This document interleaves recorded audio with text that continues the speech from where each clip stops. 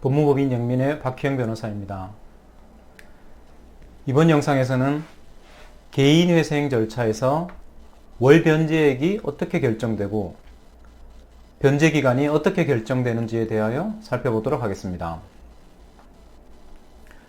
먼저 개인회생 제도가 어떠한 제도인지 간략히 말씀드리자면, 개인회생 제도는 일정 기간 소득의 일정 금액을 변제하고 나머지 채무는 면책을 받는 제도라고 할 수 있습니다.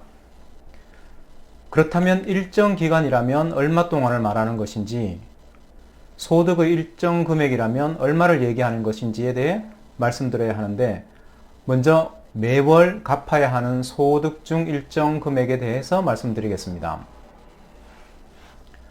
가용소득이라고 말하는 월 변제액은 채무자의 소득에서 월 생계비를 제한 금액으로 결정됩니다. 월 생계비는 원칙적으로 정해져 있습니다. 2022년 현재 법원에서 통상 인정하는 1인 가구의 월 생계비는 약 116만 원입니다. A라는 사람은 월 소득이 250만 원이고 B라는 사람은 월 소득이 300만 원이라고 가정해 보겠습니다.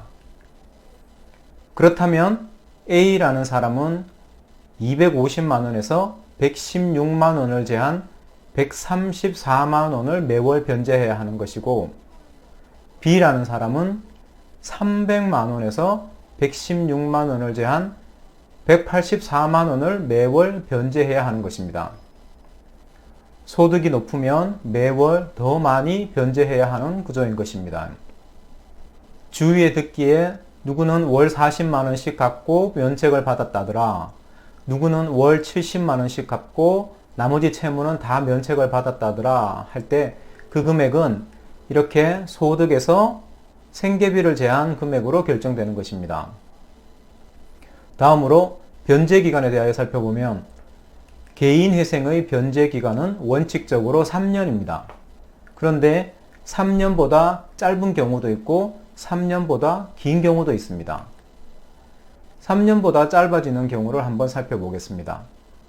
조금 전 A라는 사람은 월소득이 250만 원이어서 월생계비 116만 원을 제한 134만 원을 매월 갚아 나가야 하는데, 그렇게 36개월 동안 갚으면 4,824만 원을 갚게 됩니다. 그런데 빚이 3천만 원인데도 3년 동안 갚도록 한다면 빚보다 더 많은 금액을 변제해야 하는 모양이 나옵니다. 이런 경우에는 134만 원씩 23개월만 갚도록 하는 것입니다. 물론 마지막 달은 52만 원만 갚으면 됩니다. 이제는 3년보다 길어지는 경우를 살펴보겠습니다. A라는 사람은 매월 134만 원씩 36개월을 갚으면 그 총액이 4,824만 원이 된다고 말씀드렸습니다. 그런데 빚은 1억 원이고 재산이 5천만 원이라고 가정한다면 A라는 사람은 이 상태로는 개인회생 제도를 이용할 수가 없습니다. 왜냐하면 개인회생에서는 청산가치 보장이라는 원칙이 있기 때문입니다. 청산가치라고 하면 쉽게 그냥 현재 가지고 있는 재산이라고 생각하시면 됩니다. 개인회생에서 요구하는 청산가치 보장의 원칙은 채무자가 장래 갚아야 하는 금액이 현재 재산보다 많아야 한다는 것입니다. 다시 A의 예를 보면, A라는 사람은 3년간 4,824만 원을 갖게 되는데 이것은 재산 5천만 원보다 적습니다. 그럼 개인회생 절차를 이용할 수가 없습니다. 이런 경우에는 3년보다 길게 변제기간을 정하면 됩니다. A라는 사람은 134만 원씩 38개월, 즉 3년 2개월을 변제하면 그 변제액이 재산보다 많아집니다. 최장 5년까지 변제기간을 늘릴 수 있습니다. 참고로 A가 청산가치를 보장하는 방법은 이와 같이 변제기간을 늘리는 방법도 있지만, 변제기간은 그대로 두고 월 생계비를 줄여 월 변제액을 크게 하는 방법도 있습니다. 개인회생의 변제액과 변제기간은 이와 같이 결정됩니다. 변제액이 결정되면 변제율은 따라서 결정됩니다.